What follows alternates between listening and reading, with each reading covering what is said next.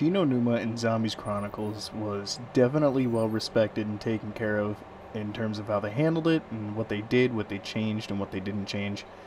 So yeah, as usual, what we'll do is we'll do the pros, the cons, a rating, and then at the end of the video I'll say whether or not I recommend it.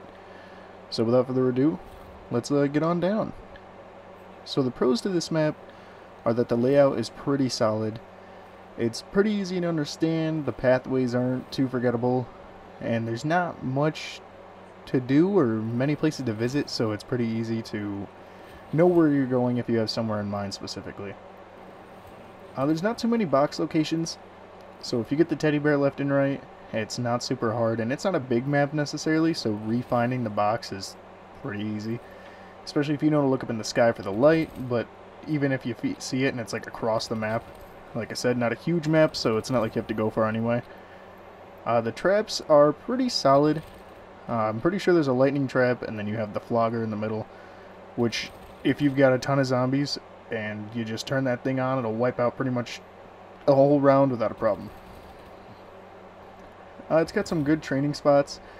Where I am right here, you can go around that area. There's a second area. I think it's, yeah, that one's not too bad.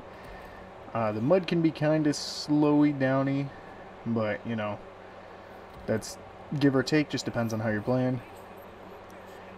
The dog rounds are a huge bonus for me. I love dog rounds because I feel like they're super easy. It's a quick way to pass a high round to help you get that higher score, and you're guaranteed a max ammo. And they usually come between every 6 to 7 rounds. Just varies depending on how far you are, and of course it's going to take longer to get there each time because there's more zombies per round. And this one's kind of in between pros and cons, and it is the solid camping spot, which you'll see me use a couple times throughout this video. And it's possibly because what I'll talk about in the cons is random perks, and depending on which doors you have to open to get the perks you want, it varies whether or not that spot will be available. So yeah, into the cons. We'll start with what I was just talking about with the random perks. I'm not a huge fan of this. I prefer static perks, like knowing that the perks are in a certain spot every single round, every single time you play. I mean, I guess you could say it adds some variation, but I don't really like it that much. And so, it's kind of based player to player, because like I said, I don't particularly enjoy it, but it doesn't mean that, like, you won't. It's, again, player to player. Another thing that I don't really care for is the mud. I talked about this with Origins, because Origins has the same problem, and it's just, I get it's a feature, and if without it, the map might flow too easily, but I could do without it. I really think that it doesn't need to be there, and although I don't really want to give this game a ton of props, Vanguard did that right in the sense of they kind of got rid of the mud. It's still in some spots, but it's not nearly as bad as it is here, so yeah.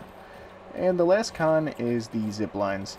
This one's more of a nitpicky. I feel like I've got at least one nitpicky thing per map, and that's really just my thing. Like, they're cool, I guess, but I think I said this in my World at War playthrough. I think I've only ever used them once, and that was just to be like, oh cool, a zipline, guess I'll use it. Like, it really isn't necessary, but I guess it's there for, if you want to use a zipline. You could say quick escape if you're training up and down that area, but like, I don't know, I think it's kind of worthless, and I often forget it's there when I play this map. But maybe you enjoy it, and that's fine as well. I just don't really see the full purpose in it. But with all that considered, I think I'm going to give this map a 7.5. It's pretty easy to get into. Again, not a huge map, so the layout's not hard to remember. Depending on where the perks end up, you've got some solid camping spots, or if you don't like to camp, there's some solid routes to go, training on. That just really varies person to person on how you prefer to play. But yeah, it's not too good. Or, not too good. It's not too bad. It's not awesome. It's not one of my favorites, although I would say it's up there with the maps that I like better. And, I think it does have some replayability, especially if you're playing a game like Black Ops 3 that has a leveling up system. It's good for just a couple quick levels, a couple quick rounds, and if you haven't played this one in a bit, I do recommend, you know, just jumping back in if you're looking for a quick game, that is. I got to round 26, which isn't exactly a quick game, but if you just want a quick one, this is a solid map, because everything's pretty accessible pretty early on. Don't have to worry about Pack-a-Punch or anything like that, so yeah, you know, hope you enjoyed, hope you're having a good one. If you're watching early on, have a good rest of your day. I'll see you in the next one, and until then, keep surviving, and in the next one, we will be touching on, I believe, Kino der Toten. So, yeah. See ya.